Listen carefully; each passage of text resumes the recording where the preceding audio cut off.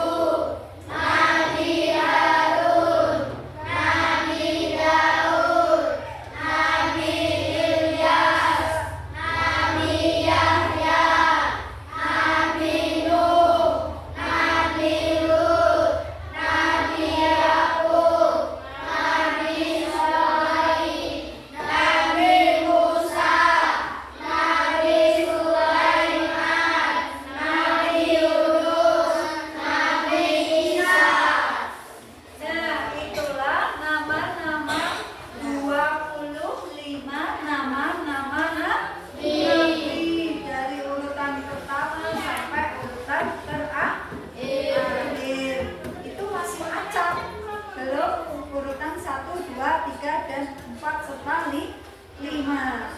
Tugas kalian akan saya bikin kelompok. Tugas kalian akan saya bikin kelompok. Coba yang sini mejanya dipepetin. Ayo, pepetin ya. Pelan-pelan, angkat diangkat deh pelan-pelan. Mas, kamu saya kamu pepetin di sini.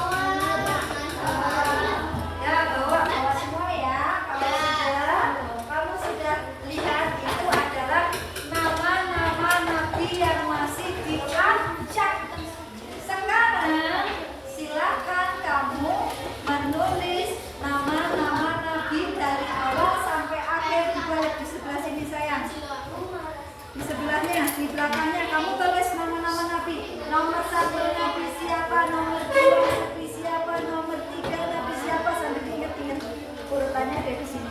Ini ada yang diacak, ada yang diacak. Ya, oke. Kamu tulis apa mas? Bukan itunya.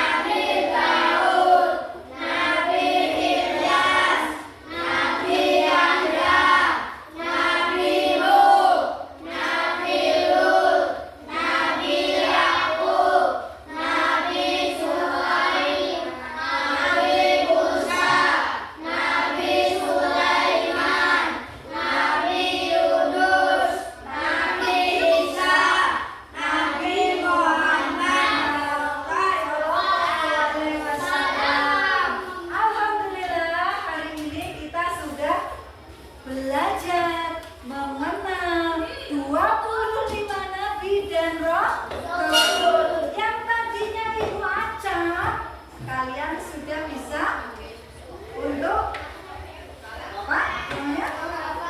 Menghafalnya dari nabi yang pertama sampai nabi yang terakhir. Ada pertanyaan? Ada. Lihat kawan kalian mau bertanya, dengerin pertanyaannya gimana? Ya. Oh iya. Ada kawan kalian bertanya, kenapa nabi kok tidak ada yang perempuan? Kenapa kok rasul tidak ada yang perempuan? Mungkin ada yang bisa menjawab dari kelompok perempuan? Kenapa tidak?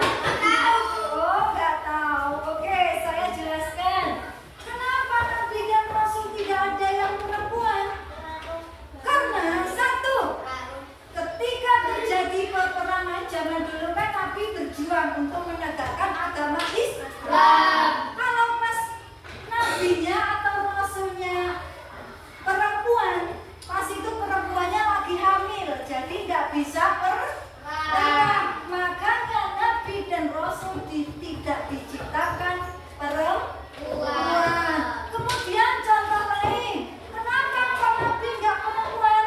Ketika turun sebuah wahyu dari Allah kepada umatnya mau segera disampaikan, ketika itu terjadi, kalau nabinya menstruasi kan nggak jadi turun itu kalau perempuan, ya kan? Kalau nabinya perempuan, perempuannya sedang menstruasi, jadi nggak tersampaikan wahyunya. Jadi kenapa nabi tidak ada yang wanita seperti itu? Jawabannya, ketika masih dalam keadaan perang, kalau perempuan nabinya berarti nabinya masih mengandung, kan nggak jadi perang. Kemudian ketika nabi kalau mendapatkan wahyu dari Allah, kemudian nabinya masih menstruasi,